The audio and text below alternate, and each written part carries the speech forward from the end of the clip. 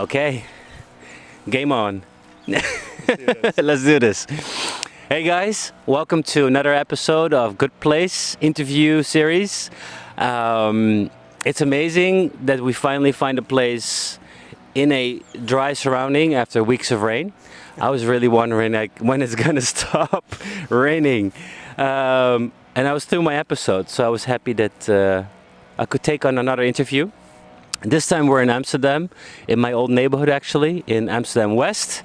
And I'm joined here by Ben Culpin. Welcome, Ben. Good to be here. How are you feeling today? Very happy to be outside on a bench with you. Very good. For those who don't know, Good Place is a series of conversations with various people in different backgrounds about why they live in a particular city, whether they're in a good place. Both in the physical space as in the mental space. And it's up to them to share as much or as little as they want. And Ben and I don't really know each other than only through LinkedIn, I think, about the industry a bit. So this is also going to be a conversation where we get to know each other. Ben works in advertising as a strategist, as a strategy director, as a freelance strategist. I'm going to shut up and give the word to him for him to explain what he does. Ben, take it away. Who are you and why are you here? Gosh, thank you for the introduction. It's good to be here. And all of the things I was thinking about before doing this conversation, I hadn't thought about how I would introduce myself, so this is going to be interesting. I would probably just add that I'm a researcher, a research-driven strategist, so I do a lot of qualitative research. I learn for a living, I interview people, and I've been living here in Amsterdam now for 13 years. Wow. I didn't think I would be living here this long, but there's a lot of wonderful things to love about this city, including the weather. If you're listening to this, not watching it, it is just starting to rain ever so slightly, but I'm fine with that. Are you? Yeah? I got my umbrella. Okay, good. Maybe we'll get it out later. Or not. Besides that, also just started a podcast myself. It's called Damn Kind Conversations. Similar essence in the sense that it's just about having heartfelt conversations with people, connecting with the world around questions that are poignant to myself. I think that'll do for an intro. Good. Yeah. Nice.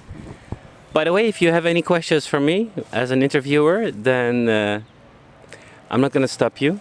I have to say something about that because you just pulled the face that I pull when I also say that to people, which is like within research, you normally are asking the questions and driving the conversation, and you don't have to reveal too much about yourself. But I've learned that what makes actually for a wonderful conversation and interview is, in these instances, particularly with a podcast, to allow space for the other to ask questions too. So I will maybe ask a few questions. Good. As long as it's not more than 50% about me, then it's fine. Okay. But, it's just funny because maybe that's also a reason why I started this podcast series in the first place. It's not that it is about me, but that you start to learn more about yourself through these conversations. Because that's been my motivation about changing places, is that you realize, okay, why do you live here?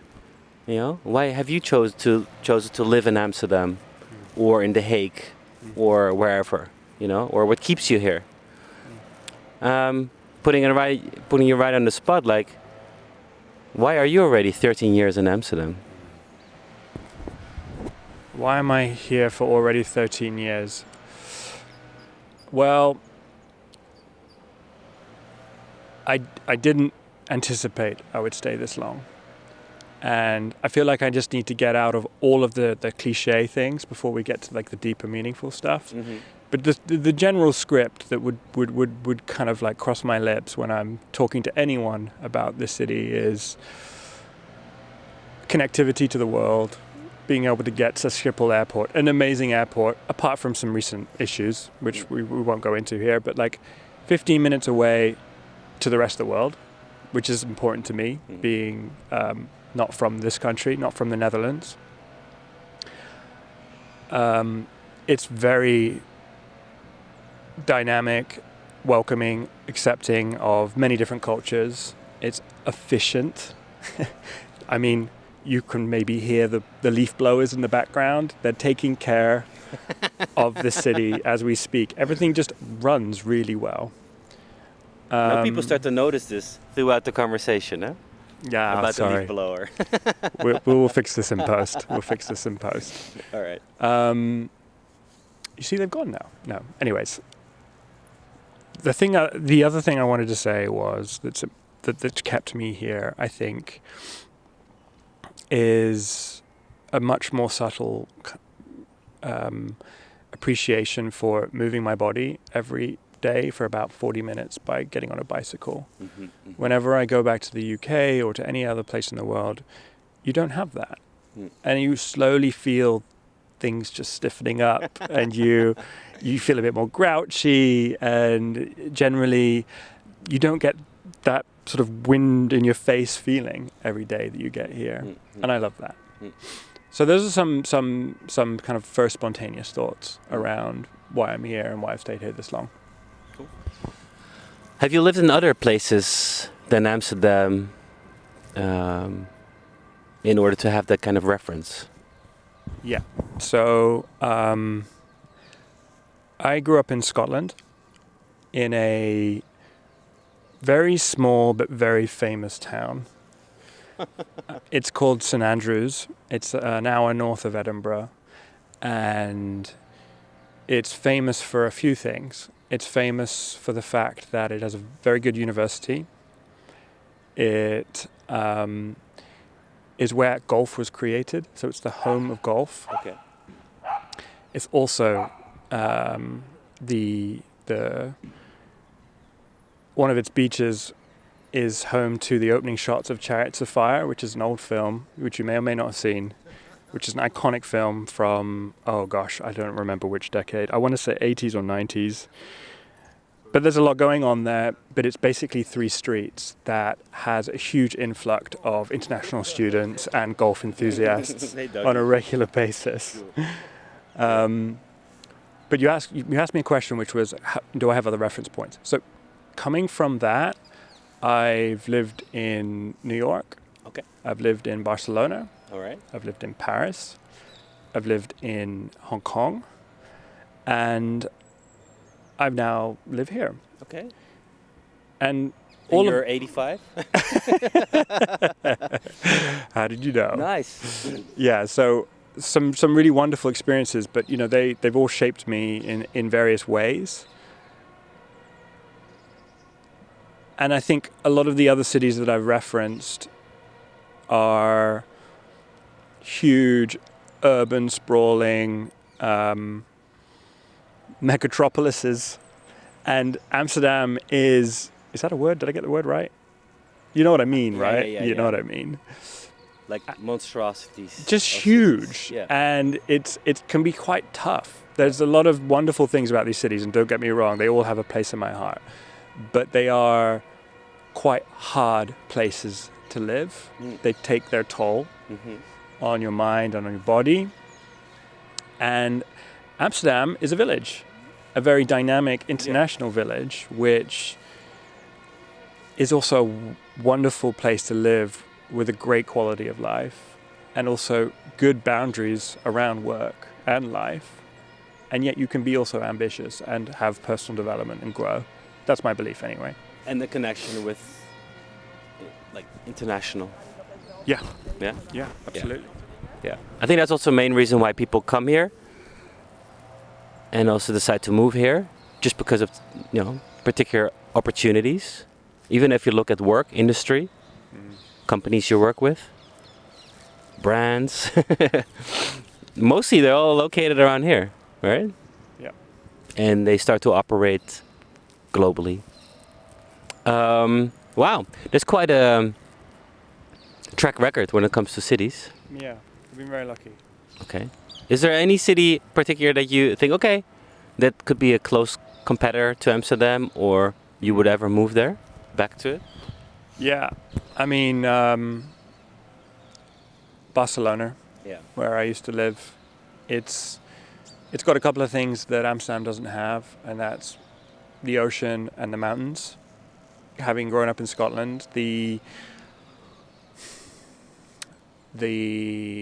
what's the word?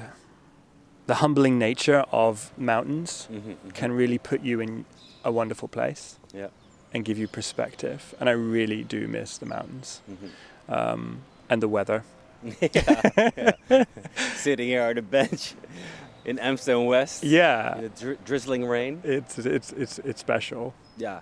And also speaking like another language, and maybe we'll talk about that in a second too for the Netherlands. But I went to Spain to learn Spanish, and one of the wonderful things about learning a language is it brings out parts of you didn't know existed.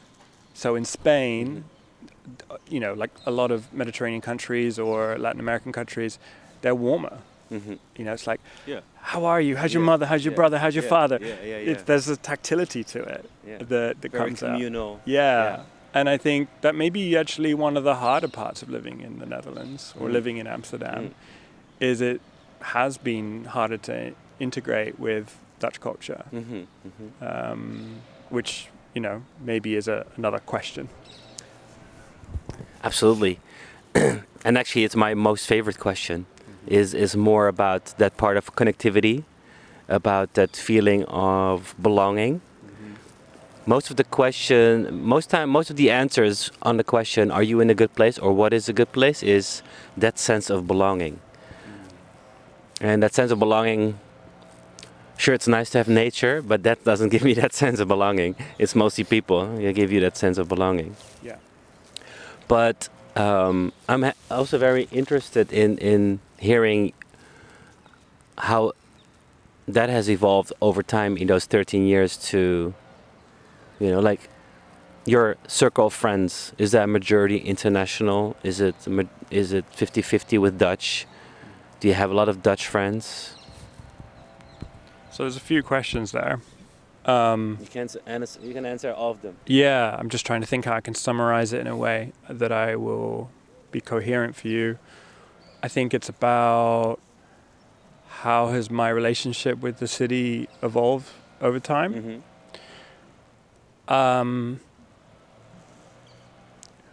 I came to Amsterdam because and if you want to get an umbrella, let me know. Maybe for the shot. Okay, all right. Should I continue to answer the question? Yeah. Okay. Hey, puppy, how you doing? No. Yeah, I came to Amsterdam having lived in all these other cities that I mentioned. Thank you. It's the first. That's nice. It's the first umbrella shot. It's the first umbrella shot on this interview series. This is great. This is a commitment to the platform. Go for it. Yeah, it's not. It's a cheap umbrella. Okay. So. But don't. It doesn't work. Okay, so I came to Amsterdam having lived in these other cities that I mentioned, and I was lured by it just being a new culture, a new dynamic place to go, having just at that time in 2010 just finished my studies in the UK. A lot of people flock to London. It's the go-to thing. Yeah. But I wanted to go to another dynamic city that was international and accepting and, you know, had lots of opportunities. And it was just luck. I saw an opportunity here. And I think that for a couple of years, I just enjoyed being a young professional, meeting lots of different people. Yeah. I have managed to make some friends who are Dutch. Often they are married to an international person. That's sort of like one way that that's one way in. How you get in? Yeah, Okay. that's how you get a special pass. That, and you have to be comfortable using calendars as a scheduling system for making friends. Okay. You know, make sure that you book in with a Dutch. Way ahead of time. Mm-hmm. Okay. Mm-hmm. But it's fine. It's something I appreciate. Is that something Dutch? The scheduling? Yeah? Yeah. Okay. Yeah. And if you're privy enough to know some really Dutch people, maybe I'm making huge generalizations here. I apologize if I am, No. but my experience Sharing observations. is that they have a physical calendar in their kitchen or a place where they will have the members of their family, like one name and the dates, and then another name, and you can see when they have like collective availability for social events and things like that. No way. Okay. Is that not Dutch? We don't have it. No. Okay. I'm not saying that we're not planning, but it's not that. We want to be conscious about being spontaneous, that there's room for spontaneity. Yeah. Yeah. Yeah. Yeah. No, that's important too, I think. So how do your international friends do it then? They don't have a calendar. They just call you, hey, what do you do tonight? Want to meet up? It's a really hard question to answer because I think a lot of I think to answer your question and to continue the sort of like journey of Amsterdam, I think that in the early years, it's about casting a wide net, being very social, going to more social events than I would maybe more comfortable going to. I'm not the most extroverted person in the world. But as time goes on, you start to set down roots, you become more selective in who you spend time with based on your values, how you communicate, your needs. And that's also a wonderful thing. Mm-hmm. And it's not that there are people I've lost touch with that I miss, and they were part of my life. But it's also great to have that kind of more grounding relationship with the city and the people that live there. Mm-hmm. So lots of like exciting opportunities, moving to a very like international city, all that kind of stuff. But I think how it's evolving, which I think is part of also the question, is I want to. It's like I'm not there yet, but I want to integrate more. I want to feel a greater sense of community than I have. I have a close set of friends, but like also like a community where you're giving back, but you're also embedding yourself a little bit more into the culture. Mm-hmm. And so I mentioned earlier about like learning Spanish, for example. Mm-hmm. I'm learning Dutch, but on and off throughout the past decade. Yeah. Periods where it's like I try harder and periods where I don't have time. It's very hard to learn the language here. Mm-hmm. I'm sure that you've had people talk about that before. Mm-hmm. Yeah. And also the urgency. There's no urgency because everybody speaks English. No, you don't. Like you can survive just fine. Yeah. In Spain, not very many people spoke English at the time. No, exactly. So you have to. So if it becomes a necessity, you put more energy into learning a language. But here, it's like an invisible wall. Like I'm not choosing to be part of an expat community, but by default I am. And being an international person in the city, you reach like a ceiling or a glass wall where you see the wider culture that exists here, and you want to be a part of it. Mm-hmm. But there's like the small little things that happen that mean you don't necessarily get to be a part of it. So someone might walk down the road and they're like, "Een vraagje," and start asking you a question, and you can choose to either try and answer in Dutch, and it will probably go a bit like you'll fumble through it, or you can acknowledge that you understand the question and respond in English. But either way, there's a moment of sort of like disappointment in the other. Like, oops. Oh, you don't know. It's like, no, I do know. I've lived here for quite a long time. Yeah, exactly. So like little moments like that where you can just answer someone's needs and feel that connectedness. Like I want that more and more. And one of the ways is learning a language. One of the ways is volunteering. one of the ways is trying to balance international guests versus local guests on my podcast. Yeah. And I'm sure there's a bunch of other like examples I could give you if you just gave me a bit more time. So that's how. Yeah. I don't give you more time. Okay. Good. No. There's so much to cover. That's what it did. We could start a whole entire podcast around friendship and about that, which could be very interesting, I think. But what I'm interested in also, when you talk about that desire for a community, is that you think something that you, I think I also have that. Is that because we grow older and like to have a bit more substance and a bit more, things to be more set in stone?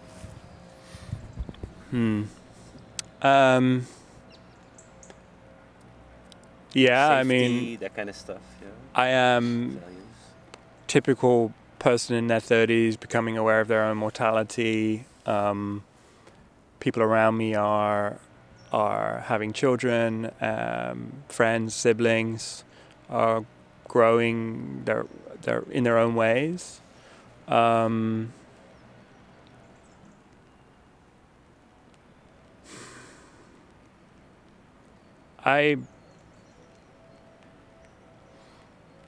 It's not intentional, but it's. I'm trying to decide how to answer this question because it's like I've read books around, a dozen books around how to live a fulfilling life, and one of them is about the relationships you build, and I think when you start a bit younger, you want to go out and you want to explore, you want to sort of like hug the world and all of the experiences, but then it becomes slightly more curated and more personal as you grow. And for me, being an international person in Amsterdam, one of the biggest costs to the privilege of living here is that I am always away from my family back home. And my family are like scattered across the world anyway, so it's not like I would be there anyway. And so I deeply value those kinds of relationships. And having lived in different cultures and been an outsider for a long time in my life, I'd love to just have one foot in the culture too, so that I can feel part of it. So you're also a family guy, in some ways. I mean, I don't have any children of my own or a partner, but your own family. I have siblings, possible. It's funny, yeah. I've been thinking about family a lot recently. I have. There we go. It's a bit light on my face. Yeah, that's good. I've been thinking about family. Yeah, I have 2 brothers and a sister, of which both my brothers have 5 children amongst them all. I love them very much and I miss them. And recently now in Amsterdam, I have friends who are having children, and that's actually been incredible. I'm godfather to one child here, and having that just little slither of family feeling that is a chosen family. Uncle Ben. Yeah, Uncle Ben is it's just a wonderful addition to life here, and it's the thing that I realized I was missing a lot. Which is a community in itself, right? Yeah. I mean, you come here for ambition and a career, but then classic life cycle of getting older, you value more simple things like sitting on a bench talking to someone and loving and crying and all of the rest of it. Because it's interesting. I have also friends that actually moved to the place where they grew up because of their families. Moved back to probably not the nicest city, probably not the most attractive city, not even close to where they work. no museum to be found, no culture, but there are families there. It's the place where they can just drop in on a Sunday for tea, you know, give the kids for a night out, and have grandmother and granddad actually take care of your kids. You know, there's a bit of like social, a bit like, let's call it social currency there, you know, that, yeah, they it's comfortable, they know what to expect, keeps the family bond strong. Yeah, and the rest is not even important. How do you feel about family? I mean, you just mentioned off air that you recently had a child and you've left this city for another one. Yeah, not to start, not as a reason to start a family, No. because we could also have started a family here in Amsterdam. You know, Bakfiets style, and then no, An urban arrow. I really no. We told ourselves not to get an urban arrow. Oh, fashion victims. But that's not what it's about. No, yeah, but yeah. So yeah, we got a little one and a dog, and that it does feel like your community. It does feel like your tribe. The danger is to be not too stuck in that tribe, you know, because there's more to it than. It's not about locking yourself up, and we don't care about society. And no, I think we actively want to take part in society and be aware of what's happening around us. And I still have this eagerness to be in the know of things happening on the creative side, on on the more sustainable and social side of things, like topics that interest me. So yeah, that we have and can have some influence, but that's also something that you want to give your kid as well. That kind of curiosity, you know, and open your eyes to the world, and that feeling of everything's possible, and yeah, just create it how you want it. I just off the back of what you're saying there, I wonder, because I think we're a similar age, like mid-30s, late 30s, millennials, mature men at millennials. Mature man. Yeah, and I'm like trying to interrogate how I feel when you share some of the things that you're sharing, and I guess maybe there's a fear in like younger years about how having a family can be like disengaging from the world, and now it's like a reduction in horizons. But what I loved about what you just shared was this idea about continuing to participate in the world, whilst also nurturing your own immediate tribe, to use your words. And that's great. Yeah, for sure. But it can definitely also be a struggle, especially when it comes to being present and being available, and all these things that you have to divide your time. Yeah. It's not just I can decide what I'm gonna do this afternoon. No, it's now in relation to what my partner is doing, and who's taking care of the kiddo, and so choosing family, it comes also with responsibilities.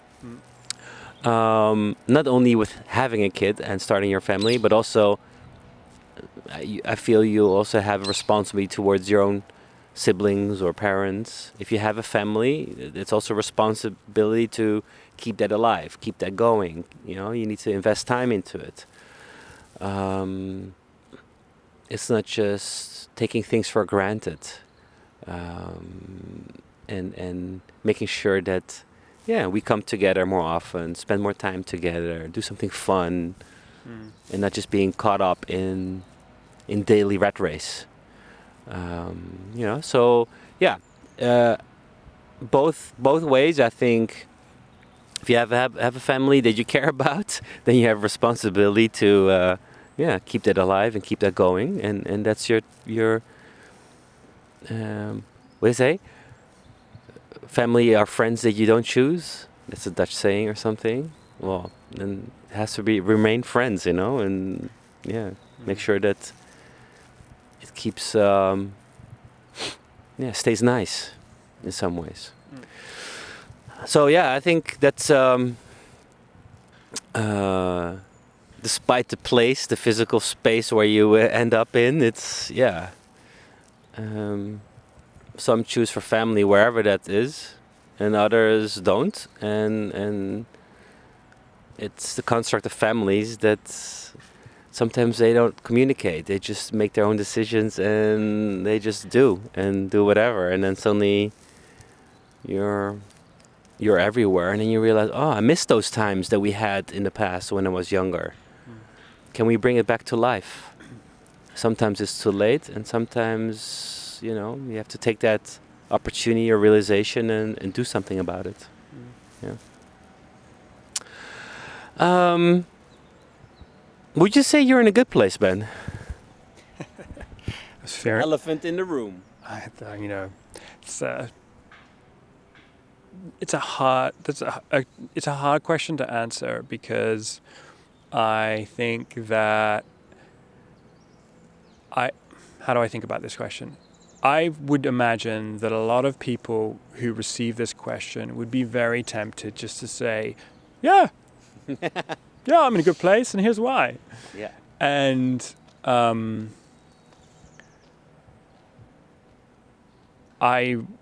we're having a public conversation, and In the public space. in a public space, and I want to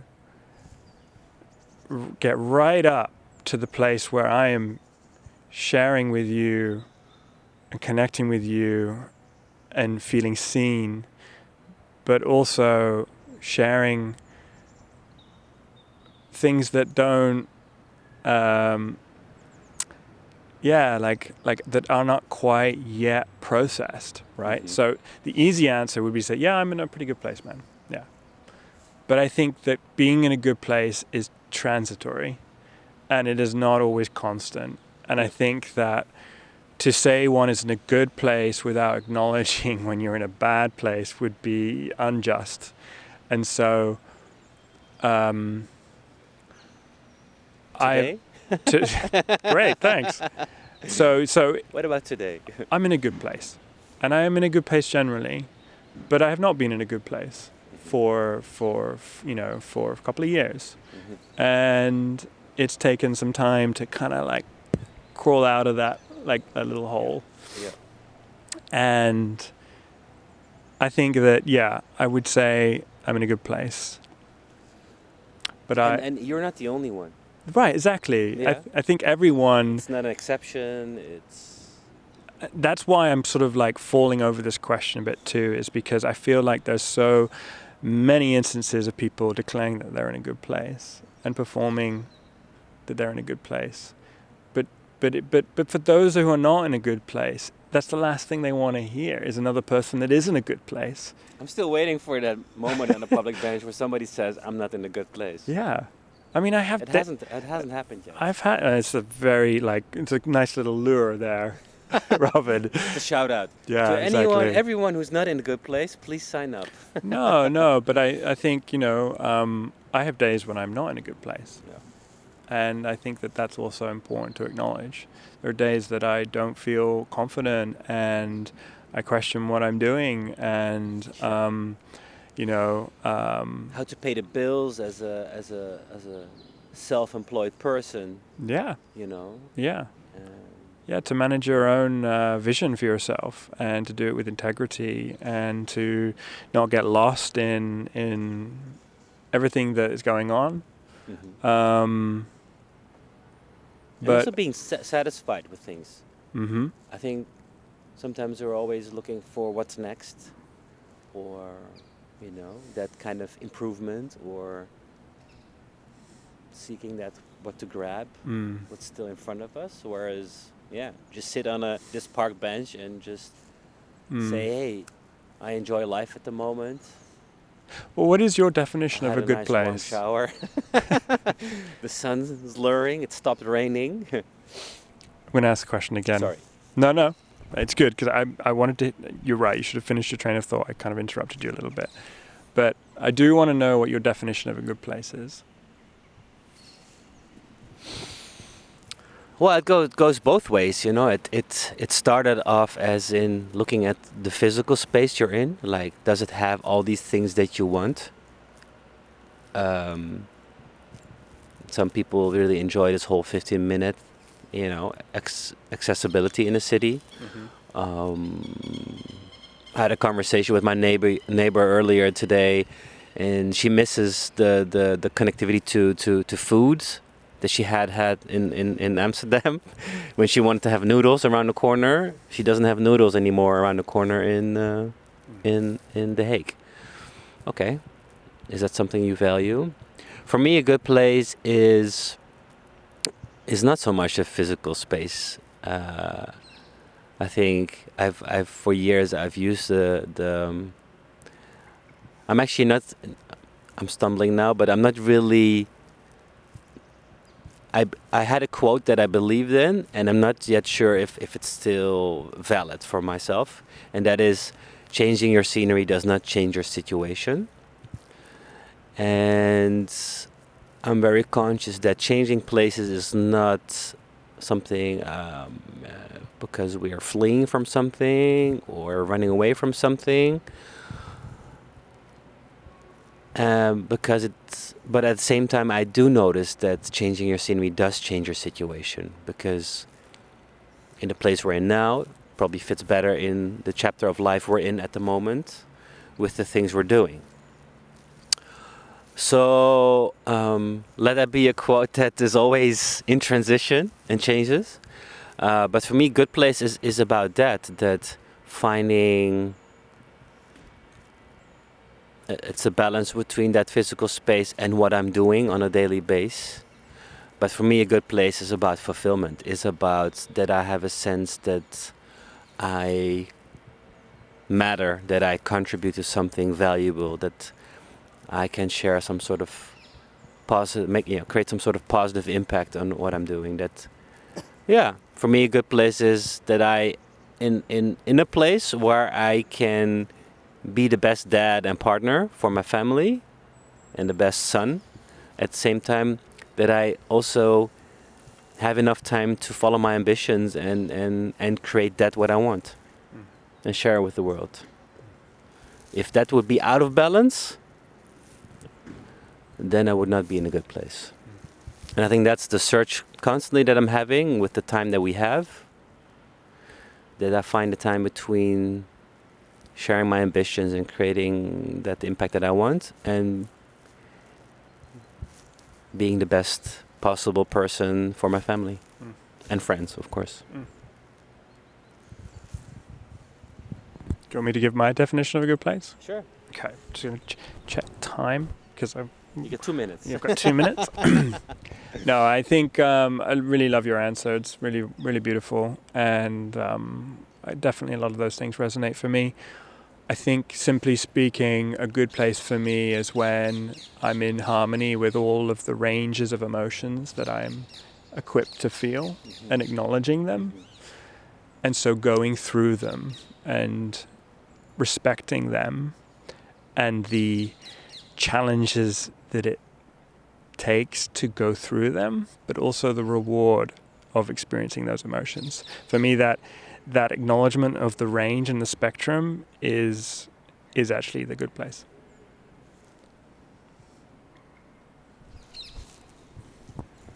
Deep, but wow, I felt that one. Good. I think it's also a nice closure of this conversation on this public bench. Because otherwise it's going to be the longest interview in the series. Although you deserve every spotlight, Ben. Maybe we can save this one for a part 2 conversation in, I don't know, sunnier, warmer environments. Who knows? How about you invite me to your city? We'll sit on a bench there. Okay, nice. Deal. All right. Somewhere on the beach. Sounds good. Good. Thank you, Ben, for your time. Appreciate it. Pleasure. And a lot of stuff again, a lot of insights for me to to think about and to process as well. I hope it was inspiring to all the people listening and watching this episode. If you want to be up next, just hit me up. All ears. and happy to meet you, whatever you do, whoever you are. From Amsterdam, I'm saying thank you again. Bye bye. Follow, subscribe, whatever, everything. And talk to you soon. Take care. Cheers.